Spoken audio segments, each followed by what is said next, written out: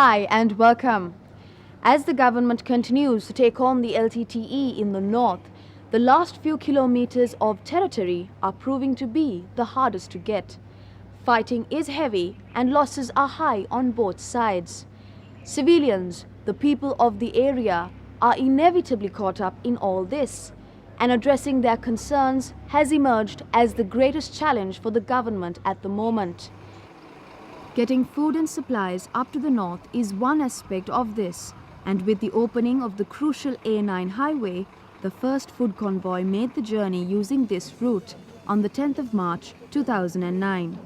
Another key area is meeting the needs of thousands of displaced with shelter, clothing, health and education facilities. The government has begun to implement rehabilitation programs for the Wani displaced with several partners. We spoke to the country director of the UNDP to find out more about their role in the recovery process. Hi Douglas, thanks for agreeing to talk with me today. Thank you for having me. Just speaking of the North, since that is on everyone's minds and that's where the focus is going at the moment. What are the challenges in addressing the escalating humanitarian crisis that's happening in the North? Well, I think right now what's happening is, at least from UNDP's perspective, again, we're not a humanitarian agency. We're certainly not a political organization. We're looking at what comes next for these internally displaced persons. And many of them, as you know, are still trickling out. There's still a big number, as you know, and that you've covered in your programs. The ones that are in the camps in Vavuniya, the ones that will be in the camps in Manik Farm. The big question for us is not how much food do we need to get them, how many blankets and how many temporary shelters do they need, but what happens next when they're either returned to their, or allowed to resettle back to their places of origin, and if not, what is our plan then? Because if they're not allowed to go back, if they're not allowed to leave those camps, if they're not allowed to have some freedom of movement, whatever livelihood support or food security support that we provide, it's not going to go too far within the confines of a camp that they cannot leave. Now the UNDP has indicated plans to support an early recovery process. Now what do you mean by this exactly? We're involved at the stage where communities have resettled, they've returned to their places of origin, and they're ready to get their lives back on track. And that means no longer receiving food, handouts from others. Producing their own food is what all beneficiaries want. They want their dignity restored. They want jobs to earn their own income. And that's what we do in early recovery. And there are a number of agencies and actors throughout the government and the UN system and the NGO community that are at present providing early recovery support. But there's a need to make sure that we're all coordinated, to minimize the overlap, to focus on those gaps where the international community or the government might be missing.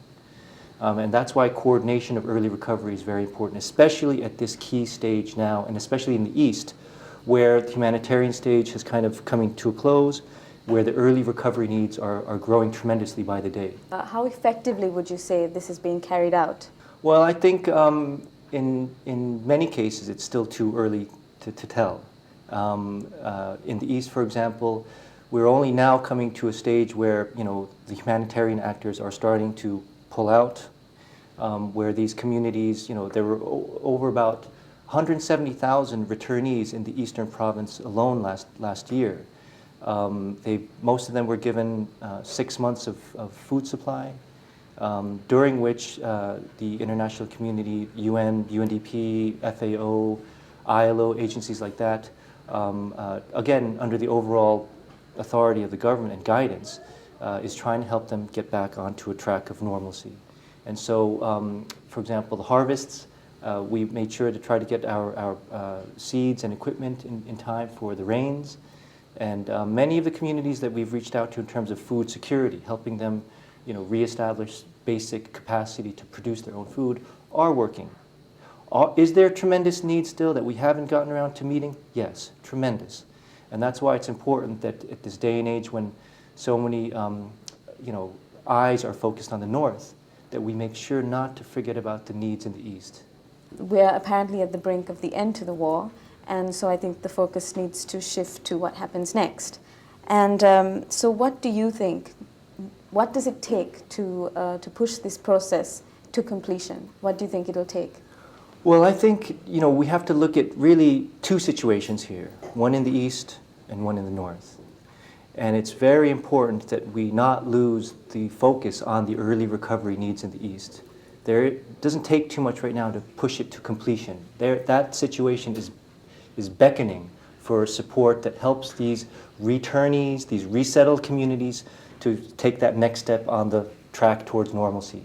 Jobs, investment, food production, markets, that's what they need right now. The North is a different situation, and let me reiterate, the key question of how much freedom of movement these IDPs will have will determine really, how involved or how much support, early recovery support, the international community can come up with. Again, the simple reality is you can provide all the vocational training to an IDP, but if they're not allowed to use those skills, for getting a job outside or near their home, it makes no sense. So I do expect there will be some discussion in the coming weeks and months, much of it revolving around what the government policy will be in terms of granting or to what extent these IDPs will be granted freedom of movement. For us as the development community, we're all watching that very carefully.